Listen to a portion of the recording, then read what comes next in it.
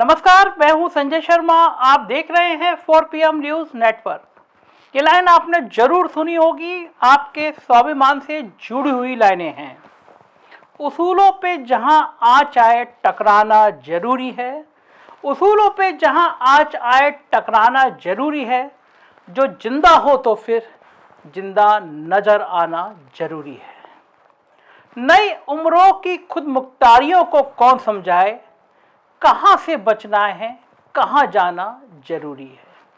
वसीम बरेलवी की ये लाइनें इस समय कई लोगों के जहन में गूंज रही हैं। जो जिंदा हो तो जिंदा नजर आना जरूरी है। यही वो लोग हैं जिनको समझ आ गया है कि अब इस देश का मतलब अंबानी और अडानी होकर रह गया है। ये वो लोग हैं जो जानते हैं कि अगर वो आवाज उठाएंगे तो उनकी आवाज हमेशा के लिए खत्म करने की साजिशें शुरू हो जाएंगी। यही कारण है कि लोकतंत्र की इस लड़ाई को लड़ने की बात जब राहुल गांधी ने की तो उनके साथ लाखों लोग जुड़ते चले गए, कारवां बढ़ता चला गया। भारत जोड़ो यात्रा में उमड़ी भीड़ गवाही है इस बात की कि लोगों को चिंता है लोकतंत्र की। राहुल भी इस देश की नब्ज जानते हैं और जानते हैं कि देश का नौजवान, किसान और मजदूर परेशान है। वो महंगाई की बात कर रहे हैं और लोगों को नौकरी की बात कर रहे हैं। अरे नौकरी से मुझे याद आया, आज नौकरी का एक नया और मजेदार किस्सा मैं आपको दिखाता हूं। आज दिन भर सोशल मीडिया पर यह किस्सा छाया रहा। बहनों आइए, आपके नाम की डुबकी हम लगाएंगे इस सर्दी भरे मौसम में। अगर आप डुबकी नहीं लगाना चाहते हैं, अगर आप नहाना नहीं चाहते हैं तो अपना नाम बताइए, 10 रुपए की रसीद कटवाइए। आपके नाम की डुबकी हम लगाएंगे इस मौसम में। आपके नाम के पुण्य आपको मिलेंगे, लेकिन आप जो 10 रुपए देंगे वो हमको मिलेंगे। आइए भाइयों, आइए बहनों, 10 रुपए 10 रुपए 10 रुपए आपके नाम की डुबकी, 10 रुपए में डुबकी लगवाइए। देखा आपने साहब, 10 रुपए में आपके बदले का पुण्य कमा के आपको दे रहे हैं। इस वीडियो को देख के सोशल मीडिया पर लोग तरह तरह के कमेंट कर रहे हैं। लोग उस वीडियो को देख देख कर दिन भर मजे लेते रहे। लोगों ने कहा यह नौजवान देश के प्रधानमंत्री पद के लिए सबसे ज्यादा उपयुक्त है, क्योंकि इतनी बढ़िया बढ़िया बातें देश का प्रधानमंत्री कर सकता है। बात भी सही है, पर यह बात आखिर लोगों के जहन में आई क्यों कि इस तरह 10 रुपए लेके आपके बदले की पुण्य की डुबकी लगाने वाला व्यक्ति देश का प्रधानमंत्री हो? यह बात आई क्यों? दरअसल देश का नौजवान नौकरी की आशा छोड़कर अब अग्निवीर बनने पर मजबूर हो गया है। सालों बाद बेरोजगारी की हालत इतनी खराब हुई है, करोड़ों लोग नौकरी की आशा करते करते सारी उम्मीदें खत्म कर चले हैं। इस निराशा के माहौल में राहुल गांधी लोगों को एक उम्मीद की तरह नजर आए हैं। उन्होंने देश के सामने कुछ सवाल खड़े किए और बहुत ज्वलंत सवाल खड़े किए। दिल्ली के लाल किले पर खड़े होकर उन्होंने समझा दिया कि अब यह देश अंबानी और अडानी का हो गया है। हकीकत भी है, आप जिधर जाएंगे केवल अंबानी या अडानी। राहुल ने आज अपने भाषण में अंबानी और अडानी की कैसे धुलाई करी, सुनिए आप। 24 घंटा हिंदू मुस्लिम हिंदू मुस्लिम हिंदू मुस्लिम, और फिर जो भी आपका पैसा है, किसानों का, मजदूरों का, आपके एयरपोर्ट, आपके पोर्ट, आपकी सड़कें,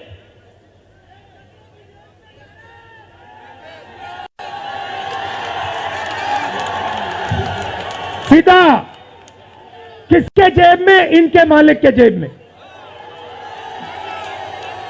इनको कौन चलाते हैं? नाम बताओ। देखो, सब जानते हैं, पूरा हिंदुस्तान जानता है। भाइयों और बहनों, ये नरेंद्र मोदी जी की सरकार नहीं है, ये अंबानी अडानी की सरकार है। ये सच्चाई है, और ये पूरा लक्ष्य इनका आपके ध्यान को इधर से उधर, उधर से इधर करने का है। दरअसल राहुल की भारत जोड़ो यात्रा बीजेपी को कई मोर्चे पर परेशान कर रही है। राहुल ने जब भारत जोड़ो यात्रा शुरू की तो भाजपा को भरोसा था कि दक्षिण के राज्यों में भले ही यात्रा को स्पेस मिल जाए, पर उसके बाद राहुल की यात्रा में भीड़ नहीं आएगी। पर मध्य प्रदेश और राजस्थान में उमड़ी भीड़ ने बीजेपी के पसीने छुड़ा दिए। भाजपा को समझ आ गया कि राहुल की ये ब्रांडिंग भविष्य में उसके लिए सबसे बड़ी परेशानी पैदा कर सकती है। राहुल की यात्रा कवर नहीं होनी चाहिए, ऐसा गोदी मीडिया के लिए पहले से ही साहब के आदेश थे, और साहब का आदेश गोदी मीडिया के लिए भगवान का आदेश है। गोदी मीडिया, राहुल गांधी ने इस गोदी मीडिया का असली चेहरा सबके सामने ला दिया, बता दिया कि ये गोदी मीडिया किस तरह दिन भर हिंदू मुसलमान करती है। राहुल के जरा तेवर सुनिए। मैंने मीडिया के बारे में कहा, शुरुआत में कहा कि हमारे दोस्त हैं,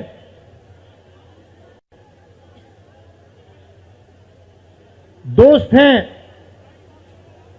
मगर हमारी बात टीवी पे कभी नहीं दिखाते हैं। और वो तो तब भी ठीक है, वो ठीक है, हमारी बात नहीं उठाएं तो ठीक है, कोई प्रॉब्लम नहीं है। मगर ये एक और काम करते हैं, इनकी गलती नहीं है। देखिए, ये जो यहां खड़े हैं, इनसे गुस्सा मत होइए, इनकी गलती नहीं है। देखिए, मुस्कुरा रहे हैं, ये जानते हैं लगाम लगी हुई है, पीछे से लगाम लगी हुई है। मगर इनके जो चैनल हैं, ये भी नफरत फैलाने का काम करते हैं। 24 घंटा हिंदू मुस्लिम, हिंदू मुस्लिम, हिंदू मुस्लिम, हिंदू मुस्लिम, हिंदू मुस्लिम। और सही तेवर है राहुल के ये। आप अमन चोपड़ा, रूप का लियाकत, सुधीर चौधरी, तमाम भक्तों के आप देख लीजिए कैसी सुशांत सिन्हा, कैसी नफरत, दिन भर हिंदू मुसलमान। अमन चोपड़ा जैसों की हैसियत है कि अगर उनके पीछे खड़े अंबानी का हाथ उनके सिर पर ना हो। अंबानी ने चैनल खरीदे इसलिए कि वो दिन भर हिंदू मुसलमान के झगड़े लगाते रहे, और आज राहुल ने इनका चेहरा देश को दिखा दिया। गोदी मीडिया को बड़ी संख्या में भक्तों की भी ऐसी जमात है जो कोरोना काल में हजारों लाशों के बीच भी मोमबत्ती जला रहे थे और गो कोरोना के नारे लगा रहे थे। इन भक्तों की कमर भी अब नोटबंदी और जीएसटी ने तोड़ दी है। उनको समझ नहीं आ रहा उनके साथ धोखा हुआ तो हो कैसे गया। वो तो मोदी जी को भगवान विष्णु का अवतार माने बैठे थे। उनको लग रहा था उनके भगवान अब नोटबंदी और जीएसटी की बात क्यों नहीं कर रहे, क्या होगी हमारे भगवान को। दरअसल नौजवान परेशान है, रोजगार नहीं है, और इसी क्षणों में नौजवानों के लिए अग्निवीर के साथ पकौड़े का भी आइटम आ गया, पुराना हो गया, लेकिन जरा सुन लीजिए प्रधानमंत्री देश के नौजवानों के लिए क्या बढ़िया तोहफा लाए हैं। प्रधानमंत्री मुद्रा योजना में 10 करोड़ लोगों को बैंकों से बिना कोई गारंटी 4 लाख करोड़ रुपए मिला है। और इन 10 करोड़ में 3 करोड़ वो लोग हैं जो पहली बार बैंक से उनको पैसा मिला है। इसका मतलब है 3 करोड़ तो बिल्कुल नए हैं जो अपने पैरों पे खड़े हुए हैं, कोई न कोई व्यवसाय करेंगे, कमाई करेंगे, कोई एक आध व्यक्ति को रोजगार देंगे, कोई ऑटो रिक्शा चलाएगा, कोई पकौड़े की दुकान करेगा, कोई चाय की दुकान करेगा, कोई अखबार बेचने का काम करेगा, कोई कहीं डिपॉजिट देकर के और एजेंसी लेगा। ये सब चीज़ें रोजी रोटी कमाने की व्यवस्था हुई है कि नहीं हुई है, इसको रोजगार मानेंगे कि नहीं मानेंगे। अगर आपके जी टीवी स्टूडियो के बाहर कोई पकौड़े बेचता है और शाम को 200 रुपया कमा करके घर जाता है, उस व्यक्ति को आप रोजगार मानोगे कि नहीं मानोगे। अब उसको आप देखोगे तो कहीं सरकारी दफ्तर नहीं है, आंकड़े में नहीं है। तो ऐसी व्यवस्थाएं बहुत हो रही है। दरअसल इस नाजुक दौर में राहुल ने जनता को समझा दिया कि ये खेल हो क्यों रहा है। उन्होंने समझाया कि इस खेल के पीछे मीडिया है। उन्होंने साफ कह दिया जो पत्रकार उनकी गलती नहीं है, इनके मालिक चाहते कि आप दिन भर हिंदू मुसलमान के झगड़ों में उलझे रहें। उन्होंने जनता से कहा कहीं पर भी ये झगड़ा नहीं है। मैं जब निकला तो मुझे लगता था कहीं झगड़ा नहीं है, झगड़ा मीडिया पैदा करता है। देखिए क्या कहा राहुल ने हिंदू मुसलमान के झगड़े पर। 24 घंटा हिंदू मुस्लिम, हिंदू मुस्लिम, हिंदू मुस्लिम, हिंदू मुस्लिम, हिंदू मुस्लिम। ये सच्चाई नहीं है भाइयों बहनों। मैं चला हूं कन्याकुमारी से यहां तक, ये सच्चाई नहीं है। ये मीडिया में चलाया जाता है, फैलाया जाता है। ये देश एक है। इन सड़कों पे लाखों लोगों से मिला हूं, सारे के सारे एक दूसरे से मोहब्बत करते हैं, प्यार करते हैं, गले लगते हैं। तो सवाल उठता है, क्योंकि ये नहीं कर रहे हैं, इनके पीछे जो शक्ति है, इनके पीछे जो शक्ति है वो कर रही है। तो सवाल उठता है, ये क्यों हो रहा है? जब सच्चाई ये है कि देश का आम नागरिक, चाहे हिंदू हो, मुस्लिम हो, सिख हो, ईसाई हो, किसी भी जात का हो, वो एक दूसरे से प्यार करता है, मोहब्बत करता है, एक दूसरे की इज्जत करता है। 90% लोग इस देश के एक दूसरे से प्यार करते हैं, मोहब्बत करते हैं, इज्जत करते हैं। देखिए मेरे सामने, ये देखिए, घूम के देखिए, ये जैन मंदिर है, गुरुद्वारा है, मंदिर है, मस्जिद है, ये है हिंदुस्तान। ये सच्चाई है हिंदुस्तान की। राहुल दिल्ली पहुंचे तो दिल्ली शायद सड़कों पर आ गई।